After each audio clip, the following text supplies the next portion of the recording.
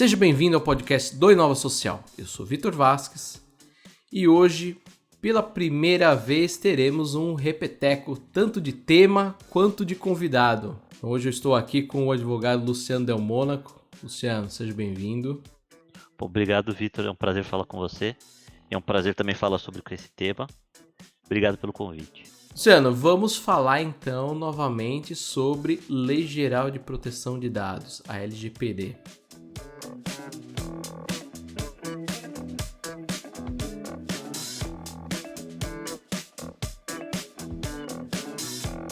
Desde o nosso 39º podcast, que a gente fez um panorama sobre a lei, muita coisa mudou, a gente teve novos cenários e finalmente a LGPD entrou em vigor.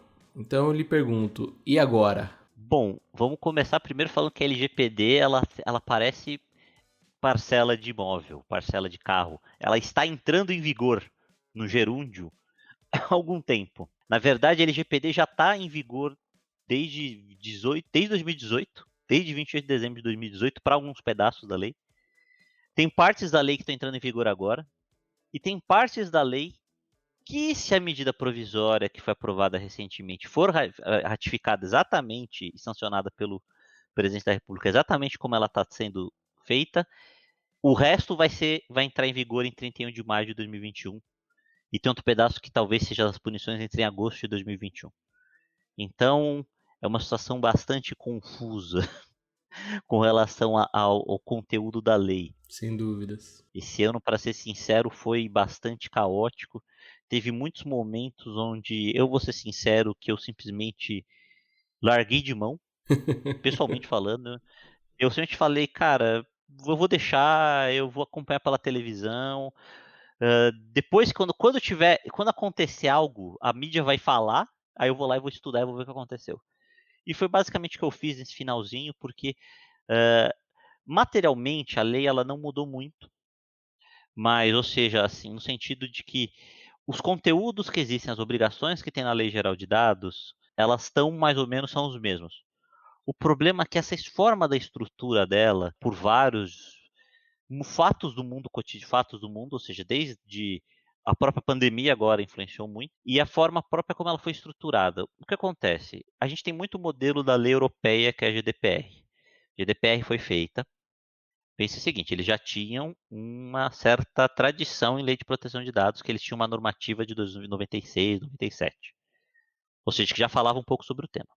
Aí eles fizeram a GPDR. Eles deram 2 anos, falaram, olha, fizemos a lei.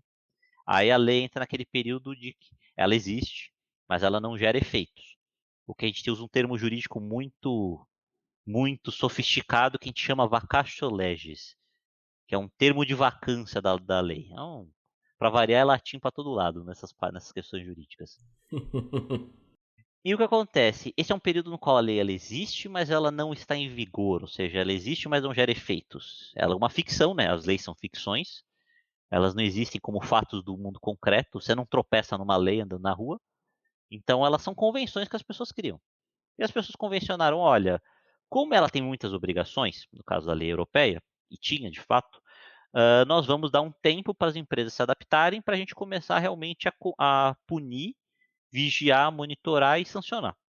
O que faz sentido, até mesmo é uma forma de você permitir que o mercado se adeque. No Brasil, a gente realmente resolveu fazer 2 anos mais ou menos também. Ou seja, a lei entrou em vigor, a lei foi criada, foi editada mais ou menos foi editada em 14 de agosto de 2018, e eles falaram, olha, daqui a 2 anos, 24 meses, ela entra em vigor para o resto. Ou seja, ela surge e depois ela vai entrar em vigor. Até aí, olha, tranquilo, todo mundo falava, olha, agosto de 2020 vai entrar em vigor, maravilha, super simples, super tranquilo. Tinha, obviamente, toda a dificuldade que era, explicar para o mercado o que é a legislação, explicar o que é importante, efetivamente fazer os serviços, em qualquer empresa que for, independente do tamanho, independente da equipe profissional. Muitos profissionais podem trabalhar com isso. Fazer uma adequação de LGPD é aquela questão que eu sempre falo, não é um segredo a 7 chaves, não é uma coisa do arco da velha, mas exige trabalho, exige tempo, exige equipe. É o tipo de projeto que ele não é Ele não é ele é complexo, mas ele é muito mais complicado no sentido que tem muitas peças e muitas coisas para você ver do que ele é difícil em si. Ele é muito volumoso, né? Isso. Ele tem uma dificuldade técnica da matéria em si, mas ele é muito mais de você gerenciar informação de um monte de lugar, fazer inventário, organizar tudo. O problema foi que nesse meio tempo nós criamos a lei. Aí a lei falava, olha, nós vamos ter uma autoridade nacional de proteção de dados, que nem tem vários órgãos europeus. Uhum. E eles falaram assim, olha, isso vai ser feito pelo presidente da República. Vai ser feito um projeto de lei e depois vai ser aprovado. Foi feito em 18, o presidente Temer, no final do expediente, sei lá, no dia 30 de agosto, no dia 30 de dezembro, 31 de dezembro, por aí, no final do mandato dele, editou uma medida provisória criando a lei de autoridade de proteção de dados. E aí você fala assim, não, beleza, criou. Quando você cria uma medida provisória, o que acontece? Medida provisória é uma coisa que existe no Brasil, é uma jabuticaba, que foi criada para. Quando você lê o texto constitucional, ela diz o quê? Emergência e, emergência e grave e bastante relevância. Ou seja, a ideia é que seja uma medida mais excepcional. A verdade é que no Brasil virou, o presidente precisa, ele usa uma medida provisória. Ela tem um tempo que ela decai, são mais ou menos uns 90 dias. Aí ela tem que ser aprovada pelo Congresso Nacional, é toda uma questão que ela trava a pauta, ou seja, se tiver uma medida provisória para ser votada e ela não for, ela estiver finalizando o prazo, ela trava a pauta, nada pode ser votado antes dela. Então isso atrapalha bastante o andamento do legislativo. O pessoal normalmente não sabe muito quando discute sobre legislativo, mas isso é bastante complicado, esse trâmite. Uhum. E aí, essa medida foi feita e ela foi efetivamente sancionada em julho de 2019. Ou seja, foi feita a Autoridade Nacional de Proteção de Dados. E na época a gente falava, olha, em agosto de 2020 a gente vai criar, a lei vai estar vigente. Aí você pensa assim, caramba, temos um aninho mais ou menos para criar uma autoridade, ou seja, para criar os cargos, para essas pessoas se reunirem, para essas pessoas fazerem o que a gente chama dessa legislação. Porque muita coisa que está na lei, você precisa ter um órgão administrativo para te explicar exatamente o que é, para solucionar dúvidas, para dar melhores práticas, para operacionalizar. Luciano, só pra gente fazer um parênteses aqui, explicando melhor o que é autoridade, ele funciona mais ou menos como qualquer outro órgão. Por exemplo, a gente tem hoje, quando a gente vai registrar um domínio ou registrar uma marca, a gente tem os seus devidos órgãos. A autoridade seria isso, né? Ela vai cuidar de todo esse processo de implementação, regulamentação e que a gente vai falar mais pra frente das multas também, né? É, de fiscalização e também de, por exemplo, padrões. A lei muitas vezes fala, olha, você tem que ter padrões adequados, bons padrões de segurança, padrões de mercado. O objetivo exatamente da autoridade seja informar as pessoas e falar, olha, o que é padrão de mercado adequado? Este padrão. Padrão A, B, C e D. O que a gente considera como uma má administração? Isso aqui. Nesse caso, nós tivemos uma denúncia e nós aplicamos uma sanção administrativa. É de quem pega uma lei, que não existe no mundo real, como nenhuma lei, e bota isso para funcionar no mundo concreto. E aí você fala assim: temos um ano para criar autoridade? Não é muito tempo, mas parece que vai dar para fazer. O problema é que nada aconteceu, no sentido de qual autoridade. E a autoridade é uma obrigação do executivo. Porque já está criada, ou seja, o executivo tem que criar os cargos, porque tem questões de orçamento, ou seja, você pode remanejar, você pode desde, se você quer, por exemplo, criar com despesa, você vai ter que justificar e abrir no orçamento. Se for criar sem despesa, você pode fazer só um remanejamento de cargo no executivo. Então tem várias opções, não é tão simples assim. O problema é que, como tudo na vida, você só termina depois que você começa. Não tem muito jeito. E aí, né, aí o que aconteceu? Esse assunto ficou andando, todo mundo falava, não, agosto, agosto, era super tranquilo, a gente fazia as apresentação, PowerPoint, cliente, botava lá agosto de 2020, tudo bem, nossa vida estava um céu de brigadeiro. Aí chegou em março desse ano, 2020, um ano que não tá para brincadeira, veio a pandemia e jogou assim, tipo, um caminhão de areia e de gelo na cabeça de todo mundo. Inclusive nessa questão de lei de proteção de dados. Porque tinha muita gente falando assim, olha, não é exatamente o melhor momento para a gente botar uma lei dessas em vigor, ainda mais com todas as dificuldades. Teve muita gente que falou, não, a gente deve fazer isso porque todo dia é dia, é importante de ser feita, e de certa forma é importante de ser feita, é importante que a gente tenha isso. Eu, pessoalmente, sou daquela opinião de nós temos um problema muito maior para resolver, nós temos um peixe muito maior para pescar, que é um problema de saúde pública gigantesco a nível nacional e global. Ou seja, a gente pode esperar um pouco mais. O problema foi que a gente não teve, como eu consigo falar isso sem ser politizado, nós não tivemos uma gestão de crise adequada com essa questão da pandemia, e inclusive isso passou pela própria questão da LGPD. O que aconteceu com a LGPD? A LGPD que tinha uma, uma prazo de vigência muito bem definida, olha, vai ser criada, por exemplo, porque ela falava assim, olha, a lei foi criada, vai entrar em agosto de 2020. A autoridade foi criada antes e falou, a autoridade já está vigente. Beleza, você fala assim, ó, um pedacinho da lei já está vigente antes, em 2018. Tranquilo. Que foi feito pela medida provisória e depois que virou a lei da Autoridade Nacional de Proteção de Dados. Aí nós tivemos uma bateção de cabeça gigantesca que foi com relação ao, ao prazo de início da LGPD. Ou seja, quando é que ela vai efetivamente começar?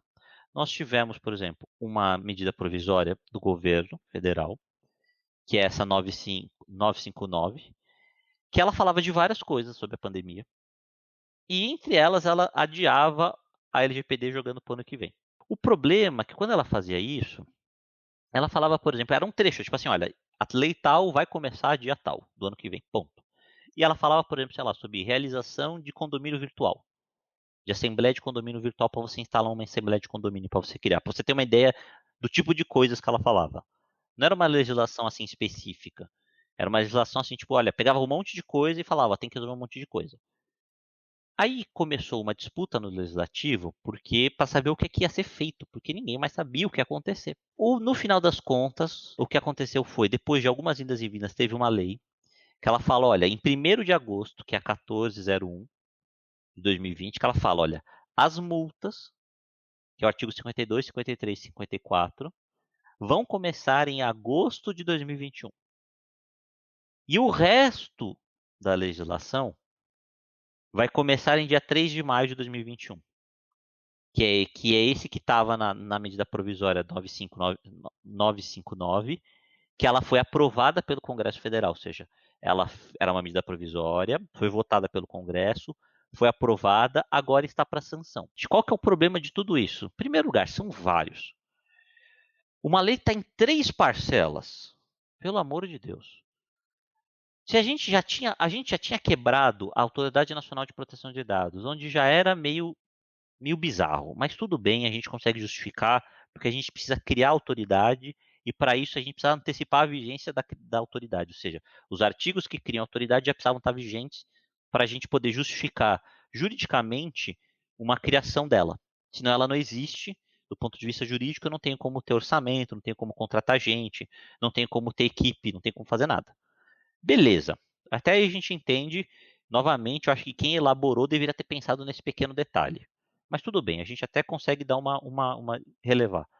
Mas quebrar a multa do resto e para prazos tão diferentes e ficar tão em cima da hora, porque essas coisas foram aprovadas, por exemplo, essa lei, a 14010, foi aprovada em julho. Ou seja, foi aprovada, tipo assim, um mês antes da onde deveria entrar, porque a lei não tinha sido mudada. Ou seja, uma coisa que a gente fala muito em direito é um conceito de segurança jurídica. Que a ideia é, sem segurança jurídica, as pessoas não sabem como se portar, não sabem como agir, não sabem como investir, têm dificuldades para se programar. E isso é a pior coisa que a gente tem no direito, que é segurança, insegurança. E o direito foi feito para não ter insegurança. E a gente tinha isso, por exemplo, teve cliente que eu tive, quase que eu respondi para ele, não sei. Teve cliente, por exemplo, com alguns clientes estrangeiros, que a gente falou assim, olha, tive que fazer um longo texto explicando tudo isso que eu falei para você. Em outros momentos, tipo assim. E quase que tinha uma hora que eu falava, infelizmente, no Brasil tem essa estrutura, tananã, tananã, tananã. Tem quase que eu virei assim no final, falei, olha, por favor, pare, vai jogar videogame, espera, daqui a alguns 3 meses eu vou saber o que vai acontecer. Eu quase falei isso para um cliente uma vez. Quase falei isso. Porque basicamente a gente tem a regra entrando em vigor, mas não existe uma. Não é que não existe uma fiscalização. A fiscalização só vai acontecer lá na frente. Tá certo isso ou não? Não, é pior, é muito pior que isso. Aí entra o pior ponto. Depois, olha como é que vai ser uma situação maluca. A autoridade existe. Só que ela existe, só que ela não tem estrutura. Não tem gente, não tem equipe. A multa vai começar a ser aplicada em agosto do ano que vem. O resto da lei deve começar em maio do ano que vem. E qual que foi o problema? Depois, ou seja, depois que foi aprovado, ou seja, no dia 27/8 de agosto, ou seja, literalmente há nem 2 semanas atrás, que tinha sido aprovada essa medida provisória, que o governo conseguiu aprovar essa medida provisória, o governo editou uma nova medida, que é um decreto, que está remanejando alguns cargos de Secretaria da Gestão Especial de Desburocratização, Gestão e Governo Digital do Ministério da Economia, para criar o cargo do diretor-presidente. Ou seja, depois que o governo viu que o Congresso Nacional meio que forçou e falou, não, está criado, o governo se mexeu para criar o presidente. Ou seja, nós tivemos um órgão público que existe juridicamente desde julho do ano passado, que só teve o seu diretor-presidente nomeado há 2 semanas, vai praticamente. E, inclusive, teve uma declaração do presidente da Câmara falando que, olha, a gente aprovou aqui a medida provisória, nossa obrigação era discutir a lei. A obrigação de criar a autoridade é uma obrigação do presidente da República, da presidência da República, do executivo. E para tudo que ele está certo. Porque ele já poderia ter feito isso. Já deveria ter feito isso. Isso já poderia ter sido feito. A autoridade já poderia estar estruturada. Menos que a autoridade, por exemplo. O que a autoridade poderia estar fazendo nesse meio tempo? A autoridade, por exemplo, nesse meio tempo poderia já estar fazendo alguns eventos de conscientização, criando alguns manuais de referência, criando algumas diretrizes. Poderia até mesmo pegar, por exemplo, coisas que teve das autoridades europeias, que são boas, e interpretar e ver se funciona para o Brasil, se a gente quer adaptar, se a gente não quer adaptar, se a gente quer refazer. Ter esses estándares, esses padrões, até para ajudar, por exemplo, na hora de uma possível discussão. E para evitar uma judicialização disso. Porque se você tiver uma multa, do jeito que está a lei hoje, se não tiver nenhum critério muito bem definido, todo advogado vai falar, judicializa isso. Por quê? A gente vai falar para o cliente, bom, você vai ganhar tempo, sendo bem honesto, você vai forçar a barra. Os juízes não sabem muito o que é digital, então você vai conseguir dar uma enrolada, no mínimo. E você tem uma chance de ganhar, porque se você não tem critérios bem definidos administrativamente falando, você consegue falar que o que você tinha era bom. Porque você fala, olha, não tem critério bem definido, a lei é aberta, quem regulou não regulou, deveria regular não regulou, então eu fiz como eu achava que era melhor, dentro do que eu podia fazer. Esse era um ponto que eu queria te perguntar. Pela tua experiência, você acredita que a gente ainda tem esse espaço para virar essa guerra processual longa, sem fim, com justificativas e mais justificativas? Porque foi exatamente o que você falou. Ninguém sabe o que fazer, né? E os juízes também batem cabeça em relação ao tema, não só juízes, mas enfim, a gente tem até mesmo quem produziu a lei, ainda existe muita dúvida. A gente vê aquelas audiências com o Mark Zuckerberg e, enfim, os outros executivos das Big Techs lá nos Estados Unidos, e você vê congressistas fazendo perguntas das mais esdrúxulas, né? Você ainda acredita que tem espaço aqui no Brasil pra gente virar essa eu não sei, eu não consigo achar uma palavra, mas é uma grande maluquice de processo sem fim. O que a gente chama muitas vezes de judicialização, né? O Brasil anda num processo há muito tempo de judicialização de quase tudo. A gente tem uma judicialização da política, ou seja, que a política está sempre indo parar nos tribunais, ou seja, está sempre indo para o Congo, para o STF, está sempre indo para alguém decidir, constitucionalidade. Não digo que a gente vá nesse nível de constitucionalidade, mas a gente tem um sério risco de procedimento. O que acontece muito é que a gente, por exemplo, acaba sendo muito dependente de muito material produzido nas iniciativas europeias, que são os que produzem mais material. Muita coisa a gente faz isso. Recentemente, nesse ano mesmo, eu fiz uma avaliação de um cliente, era uma startup, mas a gente estava fazendo toda uma avaliação sobre o fluxo de dados e basicamente usando muitos critérios estrangeiros. São aplicáveis, mas seria muito melhor que a gente tivesse uma autoridade explicando o que entende, explicando o que ela quer. Do ponto de vista jurídico, o que a gente sempre diz é o seguinte: tem muita gente que fala que o direito é uma disciplina ilógica. Eu gosto de falar que o direito é uma disciplina alógica. Ou seja, o direito não é uma disciplina que não se preocupa com lógica. O direito se preocupa com convenções entre as pessoas. As coisas não precisam ser necessariamente lógicas ou não. E do que eu quero dizer com isso? As pessoas precisam ter uma convenção sobre o que elas querem fazer, um certo padrão de comportamento, e com isso elas vão tomar decisões. Talvez não seja nem a melhor coisa do ponto de vista técnico, mas elas precisam ter algum padrão de referência. A gente precisa ter isso, e para isso que a gente tem entidades reguladoras. Por exemplo, para isso que você tem uma entidade como uma entidade reguladora de plano de saúde, de uma entidade reguladora de energia elétrica, para você ter um mínimo de gestão sobre como funciona esse tipo de questão. Por exemplo, você estava falando sobre entidade reguladora de domínio. A gente tem uma entidade reguladora de domínio no Brasil. O que é que eles têm, por exemplo? Eles têm uma resolução de conflito. Ou seja, eles têm um tribunal administrativo, no qual eles têm alguns critérios que eles já explicam, pelo que diz a própria lei e por quais eles elaboraram, de como eles avaliam as suas disputas entre as empresas que têm disputando domínios. Então, quando você vai ver esse tribunal, você já tem uma certa documentação dele falando mais ou menos o que ele espera. Ou seja, mais ou menos quais são os padrões de referência que ele vai trabalhar. E é isso, pelo menos você pode até concordar ou discordar, mas pelo menos você tem uma referência. No Brasil, a gente tem pouca referência do que a gente vai acontecer. E isso pode ser levado, principalmente por quem tem dinheiro, e porque tem uma equipe jurídica boa, uma equipe processual boa, você pode ser levado para empurrar essa questão para o tribunal. Tem só um outro lado, né, que eu também preciso falar. A gente fala muito isso de compliance, né? E LGPD está dentro dessas questões de compliance na parte do digital. E que nem se falou, deu o caso do Mark Zuckerberg. Tem uma certa pressão social para a gente ter um pouco mais de transparência em uso de dados, um pouco mais de bom uso. E muitas empresas estão se preocupando um pouco mais nessa medida e estão tomando ações um pouco mais proativas. Então, talvez isso ajude a não ter uma judicialização tão grande. Talvez as empresas queiram se adequar mais. O problema é que a gente está falando de empresa. Empresa é agente econômico. E aí a gente tem que entrar na nossa boa e velha amiga teoria dos jogos. Agentes econômicos só se mexem se eles entenderem que tem incentivos para eles se mexerem. Ou desincentivos por não se mexerem. Ou seja, ações têm que ter algum retorno, de alguma forma.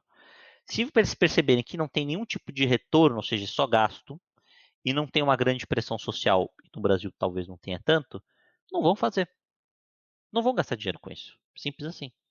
Luciano, na prática, você acredita que quais são os próximos passos disso? Eu sei que você falou até na questão de esperar e ver como que vai caminhar, então você não estava nem acompanhando dia a dia de tantas mudanças que eram, mas como que você acredita que vai ser o cenário daqui para frente? A gente ainda tem muitos passos e, de novo, a gente ainda tem um ano, menos de um ano, na verdade, né? Maio, mas a gente tem alguns meses.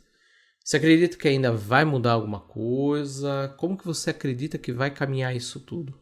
Olha, eu acho que agora finalmente consolidou. Eu acho que infelizmente não, assim, não tem mais espaço para onde dar errado. Literalmente tudo que já podia quebrar já quebrou e já foi reconsertado. Então agora que consolidou nesses últimos meses, dá para a gente ter uma certa estabilidade. Poderíamos ter tido ela muito tempo atrás? Poderíamos. O qual teria sido certo? Eu só odeio falar isso porque no direito não significa nada. Era só a gente ter sentado no começo da pandemia e ter falado, olha, agosto de 2021, bom. Mas, tirando isso, tirando a minha vontade, o que acontece? Nós já temos agora um panorama, nós temos um prazo de agosto de 2021. Muitas empresas vão falar, óbvio, aleluia, vamos empurrar isso para frente. No GPDR foi uma confusão. Na própria Europa, que já tem aquele estigma, não, eles são mais organizados do que nós, estão mais preparados, e mesmo lá foi uma confusão. Você conversando com pessoas de lá, poucas empresas estavam adequadas, muitas multas foram aplicadas. Considerando o Brasil, que está no estágio mais embrionário e é mais desorganizado ainda, é pior. Um projeto decente de LGPD é um projeto que pelo menos no mínimo 3 a 4 meses você vai fazer. Tinha uma organização razoável. Dá para fazer rápido? Dá, mas como tudo na vida que você faz rápido, você tem um grande risco de fazer errado. E o problema maior é que as pessoas não sabem o que elas querem fazer. Elas não sabem o que é. Porque LGPD não é do jurídico e não é nem da TI. É uma quimera que é dos dois. E isso é um problema gigantesco, porque normalmente você tem um advogado que não sabe nem ligar o computador direito e um pessoal de TI que não sabe falar direito linguagem de gente. Parece que esqueceu se sabe falar linguagem de máquina. Isso é um problema gigantesco que a gente vê. Eu tenho uma última pergunta que ela é meio polêmica. Você está na área, a gente já discutiu isso há mais de um ano, naquele outro podcast. Resgatando um pouco o que você falou agora a respeito da lei, não é irmã, mas é prima, que foi aplicada na Europa. No primeiro podcast você falou que a gente lá demorou anos para serem aplicados, para ser adequado o cenário todo. Então, na verdade, é uma pergunta, são duas perguntas em uma só. A primeira é: como que você tem visto o mercado brasileiro? Você acredita que nós estamos preparados para a lei entrar em vigor por completa, já que na Europa a gente demorou, se eu não me engano, no primeiro podcast você falou algo em torno de 3 anos foi todo esse processo lá na Europa. Foi mais ou menos isso. Acho que foi uns 2 anos e meio, 3 anos, por aí. E a segunda parte, se a gente está preparado ou não, né? Mas como que você vê as empresas se preparando isso? Eu acho que a grande dúvida é, você está falando a respeito dessas duas áreas que tem que ter uma interface, nem sempre elas têm, o jurídico e o TI. Normalmente eles estão cada um na sua casinha, né? Uhum. Então como que você vê esse caminho daqui para frente? Bom, vamos lá. Primeiro, com relação às empresas. Se você chegar hoje, todas as empresas quiserem hoje fazer adequação, vai dar o mercado não vai ter demanda de profissional para a gente trabalhar. Sendo bem sincero. Se todo mundo quiser agora fazer adequação, todo mundo quiser fazer agora, você vai ter meio que uma certa filinha de espera, ou e no barra uma loucura de quem vai prestar de prestador de serviço. Ou seja, as pessoas vão conseguir te entregar, mas vai ser muito difícil, você vai ter uma correria muito grande e talvez você tenha que pagar mais do que você tivesse que pagar se você tivesse feito algum tempo atrás. Então, a gente vai ter um pico gigante, sabe? A gente não tinha, tinha relativamente muito pouco sobre esse assunto. Existia um certo volume, algumas empresas, mas não era muito grande. Alguns escritórios trabalham mais, outros menos, depende do volume. Mas, tipo assim, não era uma coisa tão comum. Não era nenhum escritório, poucos escritórios poderiam falar que aquilo já era sua principal linha de trabalho e faturamento. Então agora a gente vai ter um aumento, imagino que a gente vai ter um aumento disso. Mas se a gente resolver, todas as empresas do Brasil resolverem se adequar agora, provavelmente não teria gente para trabalhar para todo mundo. Provavelmente, então, assim, muito possivelmente, essa é uma situação que o mercado não tem profissional para todo mundo, não tem DPO para todo mundo, isso não é tão simples. Embora não seja possível criar uma pessoa dessa, mas tipo, preparar da noite para o dia não acontece. Então, essa parte primeiro quando a gente fala do mercado, né, do provedor de serviço, pensando desde uma empresa que você contrataria até um funcionário. Então, de fato, você teria uma certa limitação de capital humano. Aí o segundo passo é que você falou das empresas. Bom, antes eu queria dividir um pouco das empresas privadas e das públicas. Falar um pouco das públicas. Nós temos recentemente avaliado bastante editais, como muitas empresas devem ter visto, e os editais são muito confusos. Porque muitas vezes você vê um edital que ele é muito jurídico, você já fala de LGPD, LGPD, LGPD, aí quando você vê no requisito pede que tenha na equipe um especialista em um especialista em segurança da informação. Aí você fala, mas não faz sentido ter um especialista em segurança da informação aqui. O que faria sentido é, depois de tudo isso, você pedir um teste de penetração. Nunca vi nenhum pedindo um teste de penetração. Então, você tem uma mistura muito grande. Muitos você percebe que eles querem uma empresa que faça todo o processo, ou seja, que administre. Eles querem fazer tipo uma terceirização de tudo, ou seja, quer passar tudo para o terceiro, o que eu acredito que não dá muito para fazer, porque você tem uma dificuldade muito grande você precisa ter uma gestão de governança interna. Você não consegue simplesmente. É possível você fazer um outsourcing desse tipo de trabalho? É possível, mas por um órgão público eu acho mais difícil. Principalmente que alguns que têm muitos tipos de dados, então você botar tudo isso na mão de um terceiro é complicado, é perigoso. Não é tão simples. E muitas vezes você percebe que isso é muito fruto de não saber exatamente o que é do que eles estão falando. Você vê que quem está fazendo as compras, quem está fazendo os editais, não sabe o que é LGPD, sabe que tem que fazer o edital, porque vai entrar a lei em vigor, então vai ser obrigado a ter, porque é uma obrigação de órgão público ter, mas não entendeu muito bem o que ela quis dizer, não sabe muito bem o que, que é, e aí às vezes meio que fala, não, é de TI e de direito, então junta os dois. Então fica muito confuso e alguns são até difíceis de participar, porque você fala, olha, não tenho equipe para isso, eu não tenho uma pessoa que seja de segurança da informação, muitos escritórios não têm, porque não precisa ter, muitas vezes, para você fazer isso. E às vezes você lê uma descrição que é, por exemplo, ou pior, às vezes você lê uma descrição que é segurança da informação. É segurança da informação que ele não quer LGPD. A descrição não é de LGPD. E às vezes você, ou pior, às vezes você vê, não, beleza, ele está falando tudo de LGPD, mas ele fez esse trabalho prévio de segurança? Aí você fala, não, mas a gente não tem segurança, política de segurança da informação, a gente não tem aqui a PSI, não tem vários procedimentos que eu falo, ok, como é que eu vou te fazer uma LGPD se você não tem segurança da informação? É uma coisa que eu te fazer uma parede se você não tem. É uma coisa que eu falo assim, não, eu quero fazer um teto na minha casa e eu não tenho parede. Então é muito difícil eles conseguirem estruturar o projeto, muitas vezes os pedidos, de uma forma clara. E isso você vê mais ainda na esfera privada, porque a esfera privada não está sendo obrigada a pedir a contratação. Então, às vezes, você vê uma coisa que é alguém do jurídico, muitas vezes, ou às vezes alguém do TI, ou às vezes alguém do marketing, alguém tropeça no tema mesmo, tropeça, cai de cara no tema, e pergunta. E aí os caras fazem uma pergunta para nós, ou para qualquer escritório, e falam, não, o que é? Aí você tem que mandar para o cara uma explicação complexa de compliance, que é basicamente relacionada a todo o compliance que ele tem com a lei anticorrupção, só que toda uma dimensão dessa para o direito digital, ou seja, você tem que estar preparado para prevenir fraudes, prevenir erros, prevenir vazamentos.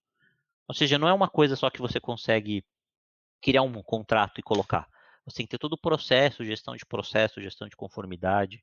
Todo mundo que trabalha com compliance de anticorrupção, vai ver que é mais ou menos as mesmas etapas, mais ou menos a mesma metodologia de trabalho, depois principalmente que está pronto, do que se você comparar com um trabalho normal, que é tipo, arruma o seu contrato e pronto. Te dou uma nova minuta, você troca no seu site e acabou. E aí, quando muitas vezes eles vêm perguntar, eles imaginam que a gente vai responder para eles, não. Você vai fazer isso aqui, está adequado.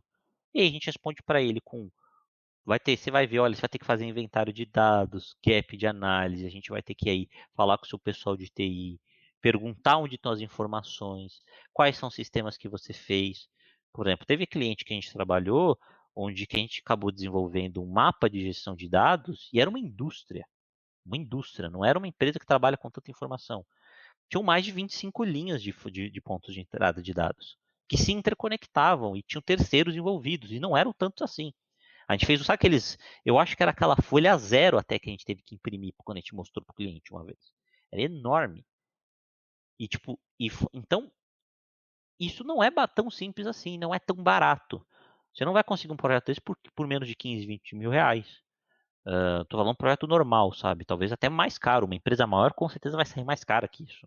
Tô falando para uma empresa de pequena para média, sabe? Um valor desses. E uma empresa que já tenha algum cenário estruturado também, né? Não adianta sair do zero. É, essa empresa, por exemplo, que eu comentei com você era uma indústria, ou seja, o que não era tão grande em tamanho de gente, em número de funcionários. Como era uma indústria multinacional europeia, já tinha muitas coisas de PDR, então muita coisa a gente pôde trabalhar com o que eles já tinham. E mesmo assim saiu nessa casa. Saiu mais até caro do que isso. Não, saiu bem mais caro que isso. Saiu bem mais caro. Então, tipo, isso é para um projeto pequeno. Então, para você pegar uma empresa que está do zero, se eu, por exemplo, pegar vamos falar assim, vou te dar um exemplo de uma empresa grande. Vou imaginar que você tem uma grande varejista nacional. Uma grande varejista nacional, não precisa falar o nome, que, por exemplo, sei lá, Casas Paulistanas, por exemplo. Vou te imaginar um exemplo dessa daí. Vamos fazer um exemplo genérico. Se você pega uma Casas Paulistana, que é uma grande, ou seja, que é uma varejista que tem milhares de informações, que tem saque, não sei o quê, e vamos supor que ela tenha uma política de informação fraca. Ou mesmo que ela tenha se ela não tiver política nenhuma, vai ser caríssimo. Se ela tiver uma política boa de gestão da informação, de política de segurança, vai ser só caro. Vai ser só difícil. Então fica muito aquela questão. As pessoas agora vão respirar um pouco, porque o prazo foi estendido. Vai acontecer o que aconteceu com muito cliente que a gente estava falando em outros anos, que era tipo assim, não, a gente vai ver isso ano que vem, a gente vai ver isso depois, a gente vai ver isso no próximo budget. Ainda mais que a gente está num momento de crise, de fato. Mas o problema é que isso vai continuar tendo a mesma desculpa. Vai continuar, a gente vai continuar ouvindo isso de muita gente. Todo mundo no mercado está ouvindo isso. Agora teve um pico de novo de interesse, porque a lei apareceu. Mas aí muitas vezes, depois que você mostra o tamanho do projeto, porque muitas vezes a proposta é de 15, 20 páginas.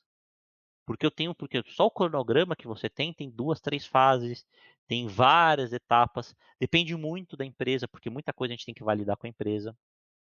Não é um negócio que você taca na mão de um escritório, de uma empresa de consultoria, e ele vai fazer para você. Infelizmente, você tem que trabalhar junto, você tem que estar acompanhando, e depois você tem que implementar, e depois você tem que monitorar.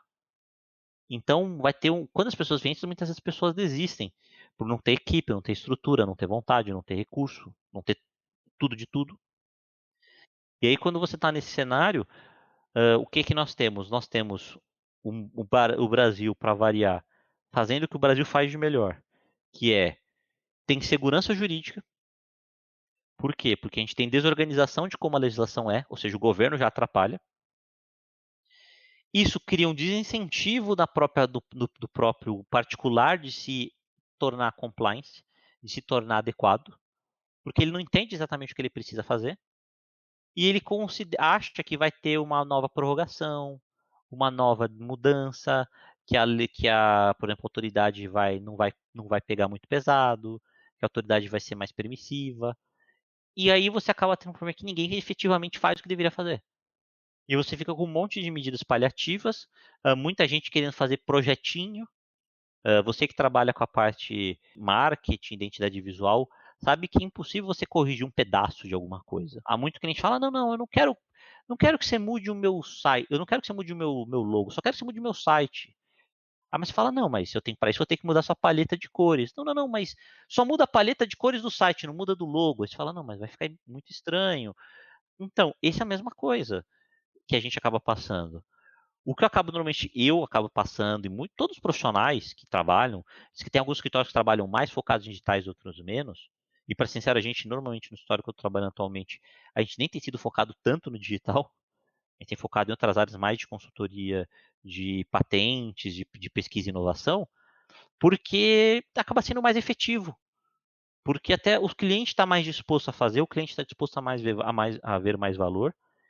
E do jeito que está a legislação no Brasil está sendo tratada muito do tipo, você tem que fazer algo para você não ser punido. Isso é muito ineficiente do ponto de vista de você ter cumprimento de leis. Porque você sempre confia no Brasil de que não vai ter punição, que é a boa e velha impunidade, ou corrupção. Quando, na verdade, a grande utilidade é que nem se falou, por exemplo, do Mark Zuckerberg, do Facebook. O que você tem os dados são uma coisa extremamente importante, extremamente útil, que você vai utilizar para basicamente avaliar todos os comportamentos dos seus usuários.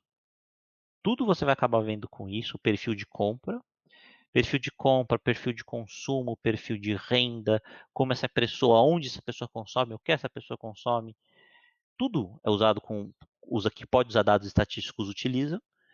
E a gente no Brasil não está utilizando esses dados. Das duas, uma, está pegando dado que não precisa, está pegando dado de forma errada, não está usando esse dado como poderia. Então a gente está perdendo, a gente está tendo potencialidades econômicas que a gente não está usando.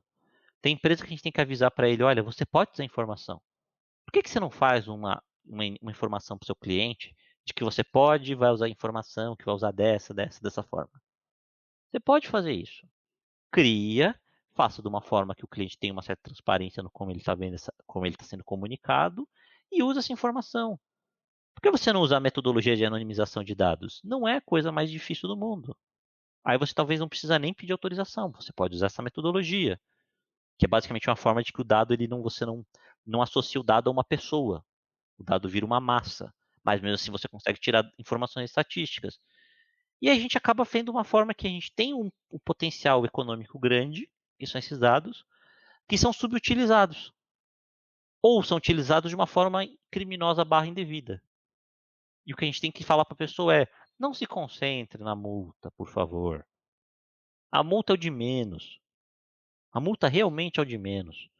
Por que a multa é o de menos? Porque a multa você vai ter prazo administrativo, vai ter judiciário. Mas a multa não é mais importante. Pensa que o mais importante é os ganhos reputacionais que você vai ter de agir corretamente, que você vai comunicar aos seus clientes, aos seus acionistas. Vai ser uma nova fronteira de informação que você vai ter que talvez você não esteja usando, ou que você está usando de forma indevida e que você vai poder usar de forma devida. Você às vezes tem uma base de dados que ela é meio cinza, que ela não é muito organizada. Você pode com isso sanear essa base e torná-la uma base rígida, uma base limpa. E usá-la de maneira clara.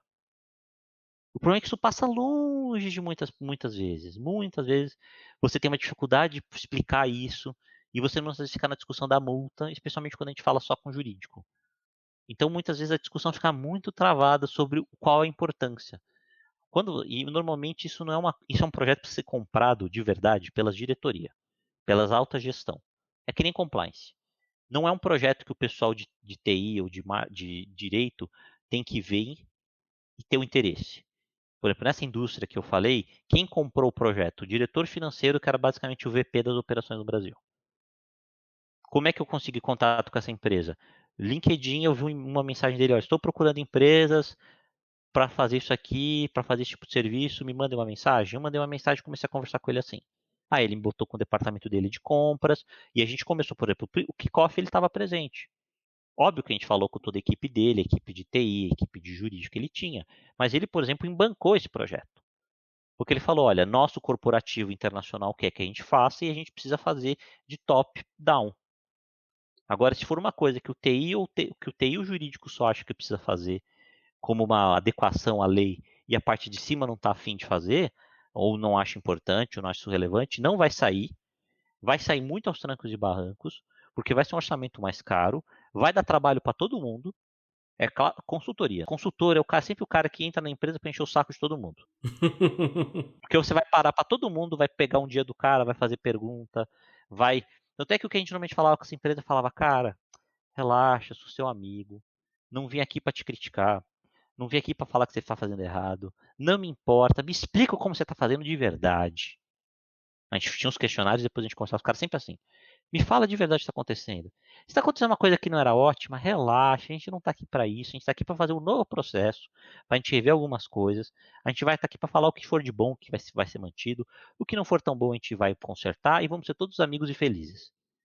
Eu não tô afim, eu realmente não tô afim, eu sempre falo para os caras: eu não tô afim, eu não tô aqui para fazer com que ninguém seja mandado embora. Tô afim para que a empresa fique melhor, que todo mundo ganhe dinheiro, seja feliz. Só isso. Eu não tô afim eu não venho aqui para cortar cargos. Mas isso é muito difícil de fazer. As empresas estão muito pouco adequadas, isso é um problema de mentalidade do empresário brasileiro, em geral, em todas as áreas.